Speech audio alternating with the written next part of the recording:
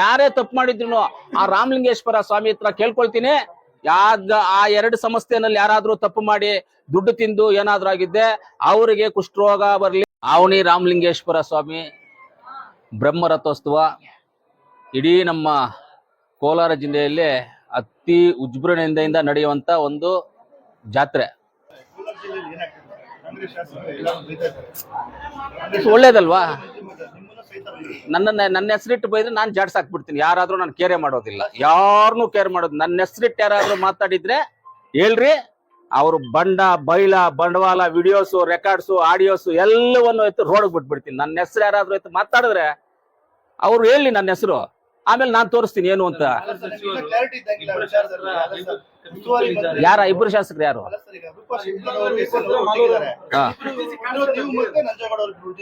ಹೌದು, ಇಲ್ಲ ನಾವೇ ಅಂತ ಕೇಳಿದ್ರೆ ಅವ್ರಿಬ್ರೇ ಇರ್ಬೇಕು. ಅವ್ರು ಹೇಳಿರೋದು ಅವ್ರಿಬ್ರೇ ಇರ್ಬೇಕು. ಅವ್ರು ಹೇಳಿದಾರಲ್ಲ ಇಬ್ರು ಶಾಸಕರ ಕೈ ಇದೆ, ಅದು ಯಾರು ಹೇಳಿದಾರೋ ಅವ್ರಿಬ್ರೇ ಇರ್ಬೇಕು. ನಮ್ಗಂತೂ ಅದೇನಿಲ್ಲ.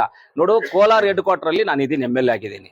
ಯಾರೇ ಬಂದ್ರು ನನಗೆ ಮಾಹಿತಿ ಕೊಡ್ತಾರೆ, ನಾನು ಹೋಗ್ತೀನಿ, ನಾನು ಅವ್ರ ಜೊತೆ ಇರ್ತೀನಿ, ನನ್ನ ಕೆಲಸಗಳು ನಾನು ಮಾಡಿಸ್ಕೊಳ್ತೀನಿ, ಅವ್ರ ಜೊತೆ ನಾನು ಓಡಾಡ್ತೀನಿ. ಅವ್ರು ಬಂದಾಗ ನಾನು ಬಾರ್ಡ್ರಲ್ಲಿ ರಿಸೀವ್ ಮಾಡಿದ್ದೀನಿ, ನಿಮಗೆ ಗೊತ್ತು ಯಾರ್ಯಾರು ನಾನು ಬಾರ್ಡ್ರಲ್ಲಿ ರಿಸೀವ್ ಮಾಡಿದ್ದೀನಿ ಅಂತ. ಹೋದ್ಸಲಿ ದಿನೇಶ್ ಗುಂಡೂರಾವ್ ಅವ್ರು ಬಂದ್ರು, ಬಾರ್ಡ್ರಲ್ಲಿ ರಿಸೀವ್ ಮಾಡ್ಕೊಂಡು ಕರ್ಕೊಂಡೋಗಿ ನಾನು ಬಂಗಾರಪೇಟೆ ಬಾರ್ಡ್ರಲ್ಲಿ ಬಿಟ್ಬಿಟ್ಟು ಬಂದೆ ದಿನೇಶ್ ಗುಂಡೂರಾವ್ ಅವ್ರನ್ನ.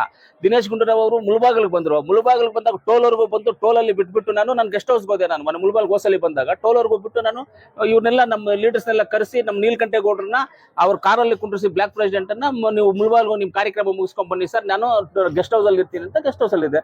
ಅದು ಕೋಲಾರ ಹೆಡ್ ಕ್ವಾರ್ಟರ್ MLA ಆಗಿ ನನ್ನ ಜವಾಬ್ದಾರಿ, ಇದು ನಮ್ಮ ಮಂತ್ರಿಗಳು ಬಂದಾಗ, ನಮ್ಮ ಪಕ್ಷದ ಯಾರೇ ಹಿರಿಯ ನಾಯಕರು ಬಂದಾಗ್ಲೂ ನಾನು ರಿಸೀವ್ ಮಾಡ್ಕೊಳ್ಳೋದು ಕೋಲಾರದಲ್ಲಿ ನನ್ನ ಜವಾಬ್ದಾರಿ ಆಗಿದೆ. ನಾನು ರಿಸೀವ್ ಮಾಡ್ಕೊಳ್ತೀನಿ. ಮುಂದಕ್ಕೂ ಇವಾಗ ಏನ್ ಮಾಡ್ತಾ ಇದ್ದೀನಿ ಅದನ್ನೇ ಕಂಟಿನ್ಯೂ ಮಾಡ್ತೀನಿ ನಾನು.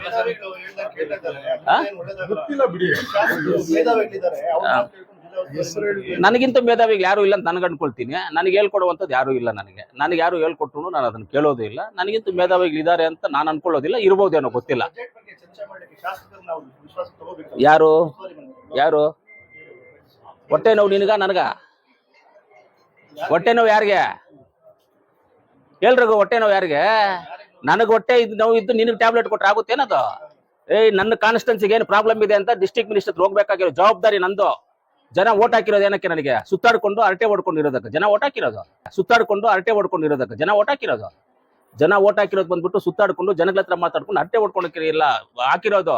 ಜನ ಓಟ್ ಹಾಕಿರೋದು ಈ ತಾಲೂಕಲ್ಲಿ ಏನ್ ಸಮಸ್ಯೆ ಇದೆ, ನಿನ್ಗೇನ್ ಅವಶ್ಯಕತೆ ಇದೆ, ನಿನ್ಗೇನು ಪ್ರಾಬ್ಲಮ್ ಇದೆ, ಅದನ್ನ ಬಂದ್ಬಿಟ್ಟು ಜಿಲ್ಲಾ ಉಸ್ತುವಾರಿ ಮಂತ್ರಿ ಹತ್ರ ಹೋಗಿ ನಾವು ಮಾತಾಡಿ ಆ ಜವಾಬ್ದಾರಿನ, ಆ ಕೆಲಸವನ್ನ ಮಾಡಿಸ್ಕೊಳ್ಳೋ ಬರುವಂತ ಜವಾಬ್ದಾರಿಗೋಸ್ಕರ ಜನ ಓಟ್ ಹಾಕಿರೋದು. ನಮಗೆ ಮಾತಾಡೋಕ್ಕೋಸ್ಕರ ಅಲ್ಲ ಓಟ್ ಹಾಕಿರೋ ಜನ. ಆ ಜವಾಬ್ದಾರಿಯನ್ನ ನಾನು ಮಾಡಿದ್ದೀನಿ. ಆ ಜವಾಬ್ದಾರಿಯನ್ನ ನಾನು, ಜನ ಏನ್ ಓಟ್ ಕೊಟ್ಟಿದ್ದಾರೆ, ಜನ ಏನ್ ಮಾಡಿದ್ದಾರೆ, ಆ ಜನಕ್ಕೆ ಋಣ ತೀರ್ಸ್ಕೊಳ್ಳೋಕೋಸ್ಕರ ನಾನು ಉಸ್ತುವಾರಿ ಮಂತ್ರಿ ಅವ್ರನ್ನ ಬೆಳಗ್ಗೆನೂ ಬಿಟ್ಟಿಲ್ಲ, ರಾತ್ರಿನೂ ಬಿಟ್ಟಿಲ್ಲ. CM ಅವ್ರ ಮನೆಗೆ ಬೆಳಗ್ಗೆನೂ ಬಿಟ್ಟಿಲ್ಲ, ರಾತ್ರಿ ಬಿಟ್ಟಿಲ್ಲ. ಡೆಪ್ಟಿ CM ಅವ್ರನ್ನ ಬೆಳಗ್ಗೆ ಬಿಟ್ಟಿಲ್ಲ, ರಾತ್ರಿ ಬಿಟ್ಟಿಲ್ಲ. ಅವ್ರ ಹಿಂದೆ ಬಿದ್ದು ಕಾಲುಗಳಿಡ್ಕೊಂಡು ಕೈಗಳಿಡ್ಕೊಂಡು ನನ್ಗೆ ಏನ್ ಬೇಕೋ ಆ ಕೆಲಸಗಳನ್ನ ನಾನು ಮಾಡಿಸ್ಕೊಳ್ತಾ ಇದ್ದೀನಿ. ನಮ್ಮ ಮನೆಯಲ್ಲಿ ಪ್ರಾಬ್ಲಮ್ ಬೇರೆಯವ್ರಿಗೆ ಹೆಂಗ್ ಗೊತ್ತಾಗುತ್ತೆ? ನೀನ್ ಹೇಳಪ್ಪ. ಇದ್ರೆ ನಾನು ಹೇಳೋದು ಕೇಳ್ಬಿಡ್ರಿ. ನಮ್ಮ ಮನೆಯಲ್ಲಿರೋ ಪ್ರಾಬ್ಲಮ್ ಬೇರೆಯವ್ರಿಗೆ ಹೆಂಗ್ ಗೊತ್ತಾಗುತ್ತೆ? ಹೌದು, ಮಾತಾಡ್ಲಿ. ನಮ್ಮ ಮನೆಯಲ್ಲಿರೋ ಪ್ರಾಬ್ಲಮ್ ಬೇರೆಯವ್ರಿಗೆ ಗೊತ್ತಾಗೋದಿಲ್ಲ. ನಮ್ಮ ಕಾನ್ಸ್ಟಿಟ್ಯೂನ್ಸಿಲಿ ಏನ್ ಪ್ರಾಬ್ಲಮ್ ಇದೆಯೋ ಅದನ್ನ ಉಸ್ತುವಾರಿ ಮಂತ್ರಿಗಳ ಹತ್ರ ಕುತ್ಕೊಂಡು ನಾವು ಮಾತಾಡುವಂತ ನಮ್ಮ ಜವಾಬ್ದಾರಿ. ಉಸ್ತುವಾರಿ ಮಂತ್ರಿಗಳು ನಮ್ಗೆಲ್ಲಾ ಸಂದರ್ಭದಲ್ಲೂ ಎಲ್ಲಾ ವಿಷಯದಲ್ಲೂ ನಮಗೆ ಸಹಕರಿಸಿದ್ದಾರೆ. ಅವ್ರು ಎಲ್ಲಾ ರೀತಿಯದೆಲ್ಲ ಸಹಕಾರ ಮಾಡಿದ್ದಾರೆ. ಇವತ್ತು ಎಲ್ಲರೂ ಹೇಳ್ಕೋಬಹುದು, ಇವತ್ತು ಕೋಲಾರ್ಗೆ ಬಜೆಟ್ ಅಲ್ಲಿ ಬಂದ್ಬಿಟ್ಟು ಮೆಡಿಕಲ್ ಕಾಲೇಜ್ ಅನೌನ್ಸ್ ಆಗುತ್ತೆ. ನಿಮ್ಗೆಲ್ಲರಿಗೂ ಗೊತ್ತದು, ನಿಮ್ಗೆ ಆಲ್ರೆಡಿ ಮಾಹಿತಿ ಇದೆ. ನಿಮ್ಗೆಲ್ಲರಿಗೂ, ಪತ್ರಕರ್ತರಿಗೆ, ಮಾಧ್ಯಮ ಮಿತ್ರರಿಗೆ ಎಲ್ಲರ ಮಧ್ಯೆ. ಯಾಕಪ್ಪ ಇಷ್ಟು ದಿವಸ ಆಗಿಲ್ಲ? ಸ್ವಾತಂತ್ರ್ಯ ಬಂದಿದೆ. ಚಿಕ್ಕಬಳ್ಳಾಪುರ ಜಿಲ್ಲೆ 2008ರಲ್ಲಿ ನಮ್ಮ ಅವಿಭಾಜ್ಯ ಜಿಲ್ಲೆ, ನಮ್ಮ ಜಿಲ್ಲೆ. ಅದೂನು ಮೊನ್ನೆ 2008ರಲ್ಲಿ ಚಿಕ್ಕಬಳ್ಳಾಪುರ ಜಿಲ್ಲೆ ಆಗಿದ್ದು ಮೆಡಿಕಲ್ ಕಾಲೇಜ್ ಆಗಾಯ್ತು. ಯಾಕೆ ಕೋಲಾರ್ಗೆ ಇಷ್ಟು ದಿವಸ ಮೆಡಿಕಲ್ ಕಾಲೇಜ್ ಆಗಿಲ್ಲ? ಯಾರು ಪ್ರಯತ್ನ ಮಾಡಿಲ್ವಾ? ಇವತ್ತು ಬಜೆಟ್ ಅಲ್ಲಿ ಅನೌನ್ಸ್ ಆಗುತ್ತೆ, ಕೋಲಾರ ಮೆಡಿಕಲ್ ಕಾಲೇಜ್ ಆಗುತ್ತೆ, ಕೋಲಾರ ರಿಂಗ್ ರೋಡ್ ಅನೌನ್ಸ್ ಆಗುತ್ತೆ. ಅದಕ್ಕೆ ಎಷ್ಟು ಕಷ್ಟಪಟ್ಟಿದೀವಿ ಅಂತ ಹೇಳಿದ್ರೆ ಅಷ್ಟು ಕಷ್ಟಪಟ್ಟಿದೀವಿ. ಆ ಕಷ್ಟಕ್ಕೆ ಆ ರಿಂಗ್ ರೋಡ್ ಆಗ್ಬೇಕು, ಕೋಲಾರ ಮೆಡಿಕಲ್ ಕಾಲೇಜ್ ಆಗ್ಬೇಕು ಅಂದ್ರೆ ನಮ್ಮ ಉಸ್ತುವಾರಿ ಮಂತ್ರಿಗಳಾದಂತ ಸುರೇಶ್ ಅಣ್ಣವರು, ನಜೀರ್ ಅಣ್ಣವರು, ಅದೇ ರೀತಿಯಲ್ಲಿ ಕೃಷ್ಣ ಬೈರೇಗೌಡರು, ನಾವು ಸೇರ್ಕೊಂಡು, ಸುಧಾಕರ್ ಸೇರ್ಕೊಂಡು, ನಂಜೇಗೌಡರು ಸೇರ್ಕೊಂಡು ಇಷ್ಟು ಜನ ಹೋಗಿ ಮೀಟಿಂಗ್ ಮಾಡಿ ಎಷ್ಟು ರಾತ್ರಿಗಳು ಓಡಾಡಿ ಮಾಡಿದೀವ್ರಿ ಕೆಲಸ. ನನ್ನ ಕಾನ್ಸ್ಟಿಟ್ಯೂನ್ಸಿನಲ್ಲಿ ಏನು ಪ್ರಾಬ್ಲಮ್ ಇದೆ ಅಂತ ನಾವು ಉಸ್ತುವಾರಿ ಮಂತ್ರಿಗಳಿಗೆ CM ಗಮನಕ್ಕೆ ತಂದ್ಕೊಳ್ಳೋದು ನಮ್ಮ ಜವಾಬ್ದಾರಿ. ಯಾರು? ಅವ್ರನ್ನೇ ಕೇಳ್ಬೇಕು ನೀವು. ಉಸ್ತುವಾರಿ ಮಂತ್ರಿಗಳೇ ಕೇಳ್ಬೇಕು. ನಮಗೂ ನೋವಿರೋದ್ರಿಂದ ನಾವು ಹೋಗ್ಬೇಕಪ್ಪ. ಉಸ್ತುವಾರಿ ಮಂತ್ರಿಗಳಿಗೆ ನಮ್ಮ ತಾಲೂಕಲ್ಲಿ ಎಲ್ಲಿ ರೋಡ್ ಹಾಕ್ಬೇಕು, ಎಲ್ಲಿ ಏನಾಗ್ಬೇಕು ಏನ್ ಗೊತ್ತಿರುತ್ತೆ ಅವ್ರಿಗೆ ನಾವು ತಿಳಿಸ್ಬೇಕು. ಅಣ್ಣ ಈ ತರ ಇದೆ, ಹಿಂಗಿದೆ ಅಣ್ಣ, ಇದನ್ನ ಮಾಡ್ಬೇಕು ಅನ್ನೋದನ್ನ ನಾವು ತಿಳಿಸ್ಬೇಕು ಉಸ್ತುವಾರಿ ಮಂತ್ರಿಗಳಿಗೆ. ಉಸ್ತುವಾರಿ ಮಂತ್ರಿಗಳು ತಿಳಿಸುವಂತ ಜವಾಬ್ದಾರಿ ಕೂಡ ಇರ್ಬೇಕು ನಮಗೆ. ಆ ಜವಾಬ್ದಾರಿ ತಗೊಂಡು ಅವ್ರಿಗೆ ಹೇಳ್ಬೇಕು. ಅವ್ರಿಗೇನು ಬೇರೆದೇನು ದೇವ್ರು ಬಂದ್ಬಿಟ್ಟು ಅವ್ರ ಕಿವಿನಲ್ಲಿ ಹೇಳಲ್ಲ ಅವ್ರಿಗೆ ನಮ್ಗೆ ಇಂಥ ಪ್ರಾಬ್ಲಮ್ ಇದೆ, ಅವ್ರನ್ನ ಮಾತಾಡಿ ನೀವು ಹೋಗಿ ಅಂದ್ಬಿಟ್ಟು. ಎಲ್ಲ ಶಾಸಕರನ್ನ ಒಂದು ರಿಕ್ವೆಸ್ಟ್ ಮಾಡ್ಬೇಕಾಗುತ್ತೆ, ಎಲ್ಲ ಒಂದು ಸಭೆ ಕರೆದು ಏನ್ ಬೇಕು ಏನ್ ಬೇಡ ಅಂತ ಜಿಲ್ಲೆ ಅಭಿವೃದ್ಧಿ ಬಗ್ಗೆ ಚರ್ಚೆ ಮಾಡ್ಬೇಕು. ಇಲ್ಲ ಇರ್ಬೋದು ಅದಿರ್ಬೋದು, ಅವ್ರು ಇರ್ಬೋದು. ಬೇರೆ ಎಲ್ಲ ವಿಚಾರಕ್ಕೂ ಉಸ್ತುವಾರಿ ಮಂತ್ರಿ ಹತ್ರ ಹೋಗಕ್ಕಾಗುತ್ತೆ, ಕೆಲಸ ಮಾಡ್ಕೊಳಕ್ಕಾಗುತ್ತೆ. ಟ್ರಾನ್ಸ್ಫರ್ಗಳು ಮಾಡಕ್ಕೆ ಉಸ್ತುವಾರಿ ಮಂತ್ರಿ ಹತ್ರ ಹೋಗಕ್ಕಾಗುತ್ತೆ, ಕೆಲಸ ಮಾಡ್ಕೊಳಕ್ಕಾಗುತ್ತೆ. ಯಾರು DC ಬರ್ಬೇಕು, ಯಾರು EDC ಬರ್ಬೇಕು, ಯಾರು AC ಬರ್ಬೇಕು, ಯಾರು ಜಿಲ್ಲಾ ಅಧಿಕಾರಿಗಳು ಬರ್ಬೇಕು ಅಂತ ಹೋಗಕ್ಕಾಗುತ್ತೆ, ಕೆಲಸ ಮಾಡ್ಕೊಳಕ್ಕಾಗುತ್ತೆ. ಬಜೆಟ್ ಬರ್ತಾ ಇರೋದು ಇಡೀ ದೇಶಕ್ಕೆ ಗೊತ್ತಿದೆ, ಯಾವಾಗ ಬಜೆಟ್ ಮಾಡ್ತಾರೆ ಮುಖ್ಯಮಂತ್ರಿಗಳು ಅಂತ. ಅದಕ್ಕೂ ಹೋಗ್ಬೇಕಪ್ಪ, ತಪ್ಪೇನಿದೆ ಇದ್ರಲ್ಲಿ, ಹೋದ್ರೆ ಪ್ರತಿಷ್ಠೆ ಏನಿದೆ ಇದ್ರಲ್ಲಿ? ಅದೆಲ್ಲ ನೀವ್ ಹೇಳ್ಬೇಕು, ನೀವ್ ಕೇಳ್ಬೇಕು. KDP ಸಭೆ ಯಾರಿಗೋಸ್ಕರ ಮಾಡೋದು? KDP ಸಭೆ 3 ತಿಂಗಳಿಗೊಮ್ಮೆ ಮಾಡೋದು. ಸರ್ಕಾರದ ಯೋಜನೆಗಳನ್ನ ಏನ್ ಅಧಿಕಾರಿಗಳು ಹಂತದಲ್ಲಿ ಏನ್ ಅನುಷ್ಠಾನ ಆಗ್ತಾ ಇದೆಯಾ ಇಲ್ವಾ, ಉಪಯೋಗ ಆಗ್ತಾ ಇದೆ ಇಲ್ವಾ ಅಂತ. ಅದಕ್ಕೆ ಬರ್ಲಿಲ್ಲ ಅಂದ್ರೆ ನಾವೇನ್ ಮಾಡೋದಕ್ಕೆ? DCC ಬ್ಯಾಂಕ್ ಚುನಾವಣೆ ಆಗ್ತಿರೋದಕ್ಕೆ ಕೆಲವು ಕಾರಣ ಇದೆ. ನಮ್ಮ ಜಿಲ್ಲೆಯವರು ರೂಪ ಶಿಗ್ನರ್ DCC ಬ್ಯಾಂಕ್ ನಾನು ಹೇಳ್ತೀನಿ. DCC ಬ್ಯಾಂಕು ಚುನಾವಣೆ ಆಗೋದಕ್ಕೆ ಅಡ್ಡಗಾಲ ಹಾಕಿರೋದು ಯಾರು? ಚೆನ್ನಾಗಿ ಅರ್ಥ ಮಾಡ್ಕೊಳ್ಳಿ, ನಾನು ಹೇಳ್ತೀನಿ, ಕ್ಲೀನಾಗಿ ಅರ್ಥ ಮಾಡ್ಕೊಳ್ಳಿ. DCC ಬ್ಯಾಂಕ್ಗೆ ಎನ್ಕ್ವೈರಿ ಮಾಡಕ್ಕೆ ಅಂತ ಸರ್ಕಾರದಿಂದ ಒಂದು ಆದೇಶ ಆಗುತ್ತೆ. ಏನೋ ಎನ್ಕ್ವೈರಿ ಮಾಡಿ ಅಂತ. ಎನ್ಕ್ವೈರಿಗೆ ಯಾರನ್ನಾದ್ರೂ ಒಬ್ಬನ ಅಪಾಯಿಂಟ್ ಮಾಡಿದಾಗ ಅದ್ರ ಮೇಲೆ ಹೋಗಿ ಸ್ಟೇ ತರ್ತಾರೆ. ಯಾವುದ್ರ ಮೇಲೆ? ಎನ್ಕ್ವೈರಿಗೆ ಒಂದು ಮನುಷ್ಯನ ಹಾಕ್ತಾರಲ್ಲ, ಯಾರೋ ಒಂದು ಆಫೀಸರ್ನ ಹಾಕ್ತಾರೆ, ಅದ್ರ ಮೇಲೆ ಸ್ಟೇ ತರ್ತಾರೆ. DCC ಬ್ಯಾಂಕ್ಗೆ ಒಂದು MD ಹಾಕಿದ್ರೆ ಆ MD ಬೇಡ ನಮಗೆ ಅಂತ MD ಮೇಲೆ ಹೋಗಿ ಕೋರ್ಟಲ್ಲಿ ಒಂದು ಸ್ಟೇ ತರ್ತಾರೆ. ಆ MD ಬರಬಾರ್ದು ಅಂತ. 19 DCC ಬ್ಯಾಂಕ್ಗೆ ಸಂಬಂಧಪಟ್ಟಂಗೆ 19 ಸ್ಟೇಗಳಿದೆಯಪ್ಪ. ಯಾರು ತಗೊಂಡಿರೋದು ಆ ಸ್ಟೇಗಳೆಲ್ಲ? ನಾನಾ? ಅನಿಲಣ್ಣ? ಸುರೇಶ್ ಅಣ್ಣ ತಗೊಂಡವ್ರ? ನಂಜೇಗೌಡರು ತಗೊಂಡವ್ರ? ಯಾರು ತಗೊಂಡಿದ್ದಾರೆ ಸ್ಟೇ ತಗೊಂಡಿರೋದು ಯಾರು? ನೀವು ಎಲ್ಲರಿಗೂ ಹಾಕಿ 19 ಸ್ಟೇಗಳು ತಗೊಂಡಿದ್ದಾರೆ. ಏನಕ್ಕಪ್ಪ ನೀವು ಒಳ್ಳೆಯವ್ರಾದ್ರೆ ಯಾಕೆ ಸ್ಟೇ ತಗೊಂಡಿದ್ದೀರಾ ನೀವು? ಯಾರು? ಗೋವಿಂದಗೌಡ್ರೆ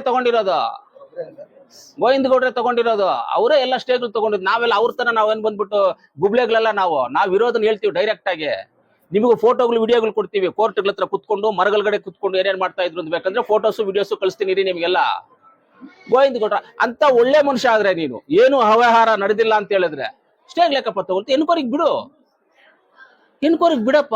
ನೀನು ಒಳ್ಳೆಯವನು, ನಾನು ಒಪ್ಕೊಳ್ತೀನಿ, ನಿಜ, ನೀನು ಒಳ್ಳೆಯವನು. ಯಾಕೆ ಸ್ಟೇಗಳು ತಗೊಂಡಿದ್ದೀರಾ?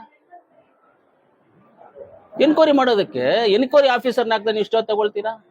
19 ಸ್ಟೇ. ಎಷ್ಟು ನಿಂಬಾಯಿನ ಒಂದ್ಸಲ ಹೇಳ್ರಿ ಅದನ್ನ. 19 ಅನ್ನೇ 19 ಸ್ಟೇಗಳು ತಗೊಂಡಿದ್ದೀರಾ. ಯಾಕೆ ತಗೋಬೇಕು ಸ್ಟೇಗಳು? ಹಂಗೆ ನೀವು ಎನ್ಕ್ವೈರಿ ಆಫೀಸರ್ ಹಾಕಿದಾಗ ಎನ್ಕ್ವೈರಿ ಆಗ್ಲಿ. ನೀವು ತಪ್ಪು ಮಾಡಿಲ್ಲ, ಎಸ್ ರೈಟ್, ಅಕ್ಸೆಪ್ಟೆಡ್, ನೀವು ತಪ್ಪು ಮಾಡಿಲ್ಲ, ಎನ್ಕ್ವೈರಿ ಮಾಡ್ಲಿ ಬಿಡಿ.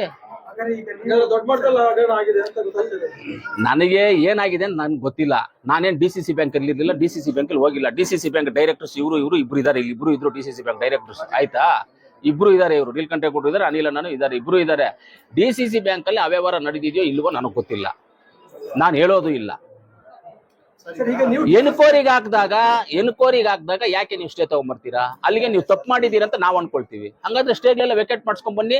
ಎನ್ಕ್ವೈರಿ ಆಗೋದಾಗ್ಲಿ ಎಲ್ಲ ಇಷ್ಟೊತ್ತಿಗೆ ಎನ್ಕ್ವೈರಿಗೆಲ್ಲ ಆಗಿತ್ತು. ಕೋರ್ಟ್ ಅಲ್ಲಿ ಹೋಗಿ ಸ್ಟೇ ಇರೋದ್ರಿಂದ ಎಲೆಕ್ಷನ್ ಆಗಿಲ್ಲ. ಯಾರು? ಹೌದು, ಮಾಡ್ಲಿ ತನಿಖೆ. ಯಾರು ಇಬ್ರು ಕೋಮಲಲ್ಲಿ ತನಿಖೆ ಆಗಬಾರ್ದು ಅಂತ ಯಾರಾದ್ರೂ ಸ್ಟೇ ತಗೊಂಡಿದ್ದಾರಾ? ಕೋರ್ಟ್ಗೆ ಹೋಗಿದ್ದಾರಾ? ನೋ,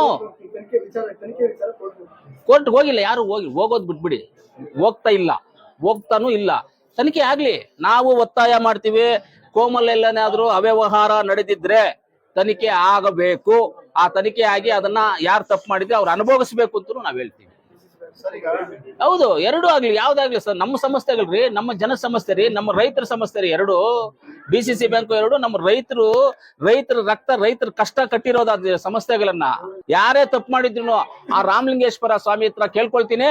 ಆ 2 ಸಮಸ್ಯೆನಲ್ಲಿ ಯಾರಾದ್ರೂ ತಪ್ಪು ಮಾಡಿ ದುಡ್ಡು ತಿಂದು ಏನಾದ್ರೂ ಆಗಿದ್ದೆ ಅವರಿಗೆ ಕುಷ್ಠರೋಗ ಬರ್ಲಿ, ಅವರಿಗೆ ಕುಷ್ಠರೋಗ ಬರ್ಲಿ, ಅವರಿಗೆ ಕುಷ್ಠರೋಗ ಬರ್ಲಿ, ಅವರಿಗೆ ಕುಷ್ಠರೋಗ ಬರ್ಲಿ, ಅವರಿಗೆ ಕುಷ್ಠರೋಗ ಬರ್ಲಿ, ಹಾರ್ಟ್ ಅಟ್ಯಾಕ್ ಬರ್ಲಿ, ಹಾರ್ಟ್ ಅಟ್ಯಾಕ್ ಬರ್ಲಿ, ಶುಗರ್ ಬರ್ಲಿ, BP ಬರ್ಲಿ, ಶುಗರ್ ಬರ್ಲಿ, BP ಬರ್ಲಿ, ಕ್ಯಾನ್ಸರ್ ಬರ್ಲಿ, ಬ್ರೈನ್ ಟ್ಯೂಮರ್ ಬರ್ಲಿ, ಅವ್ರಿಗೆ ಎಲ್ಲವೂ ಬರ್ಬೇಕು. ಯಾರಾದ್ರೂ ಅದ್ರಲ್ಲಿ ದುಡ್ಡು ತಿಂದಿರೋರಿಗೆ, ಅವ್ಯವಹಾರಗಳು ಮಾಡಿದ್ರೆ ಇದೆಲ್ಲ ಬರ್ಲಿ ಅವ್ರಿಗೆ. ಕೋರ್ಟ್ ಅಲ್ಲಿ ಸ್ಟೇ ವೆಕಟ್ ಮಾಡಕ್ ಹೇಳ್ರಿ ಫಸ್ಟ್ ಅವ್ರನ್ನ. ಸ್ಟೇ ನನ್ ತಗೊಂಡು ಕೇಸ್ ವಾಪಸ್ ತಗೊಳಕ್ ಹೇಳ್ರಿ. ಎನ್ಕ್ವೈರಿ ಆಗ್ಲಿ DCC ಬ್ಯಾಂಕ್ ಎನ್ಕ್ವೈರಿ ಆಗ್ಲಿ, ಏನೇನಿದೆ ಎಲ್ಲ ಎನ್ಕ್ವೈರಿ ಆಗ್ಬಿಲ್ಲ ಒಂದ್ ಕಡೆಯಿಂದ. ನಮ್ಮ ಹತ್ರನೂ ವಿಡಿಯೋಸ್ ಇದಾವೆ, ಫೋಟೋಸ್ ಇದಾವೆ, ಎಲ್ಲ ಇದಾವೆ. ನಾವು ಎತ್ಕೊಂಡ್ ಬಂದು ಕೊಡ್ತೀವಿ ಒಂದ್ ದಿವಸ ಮೀಡಿಯಾಗೆ ನಿಮ್ಗೆ. ಜನಪರ ಉತ್ಸವದಲ್ಲಿ ಜಿಲ್ಲಾಧಿಕಾರಿಗಳು ಎಲ್ಲಾ ಶಾಸಕರಿಗೂ ಮಾಹಿತಿಯನ್ನ ಕೊಟ್ಟಿದ್ದಾರೆ. ನನ್ನ ಜೊತೆಗೆ ಅವತ್ತು ಬಂದಿದ್ದು ಅನಿಲಣ್ಣ ಬಂದಿದ್ರು, ಗೋವಿಂದರಾಜ್ ಅವರು ಬಂದಿದ್ರು, ವೆಂಕಟೇಶ್ವರರೆಡ್ಡಿ ಅವರು ಬಂದಿದ್ರಲ್ಲ, ಇಲ್ಲ ವೆಂಕಟೇಶ್ವರರೆಡ್ಡಿ ಬಂದಿದ್ರು, ನಂಜೇಗೌಡರು ಬಂದ್ರು. ವೆಂಕಟೇಶ್ವರರೆಡ್ಡಿ ಬಂದು ಹೋಗ್ಬಿಟ್ರು ಅವರು, ನಂಜೇಗೌಡರು ಬಂದಿದ್ರು. ಇವರು ಮಿಕ್ಕಿದವರು ಬಂದಿಲ್ಲ. ಎಂಪಿನು ಕಾರ್ಯಕ್ರಮಕ್ಕೆ ಬಂದಿದ್ರು, ಪೂರ್ವಭಾವಿ ಸಭೆಗೆ ಬಂದಿಲ್ಲ. ಅಂದ್ರೆ ಮಿಕ್ಕಿದವರು ಬಂದಿಲ್ಲ. DC ಅವರು ಎಲ್ಲರಿಗೂ ಮಾಹಿತಿ ಕೊಟ್ಟಿದ್ದಾರೆ. ಅವ್ರವ್ರ ಆಫೀಸ್ಗಳಿಗೆ, ಅವ್ರವ್ರ ಮನೆಗಳಿಗೆ ಎಲ್ಲರಿಗೂ ಇನ್ವಿಟೇಷನ್ ಕೊಟ್ಟಿದ್ದಾರೆ. ಅವರು ಬಂದಿಲ್ಲ ಅಂತ ಹೇಳಿದ್ರೆ ನಾವೇನು ಮಾಡಕ್ಕಾಗಲ್ಲ.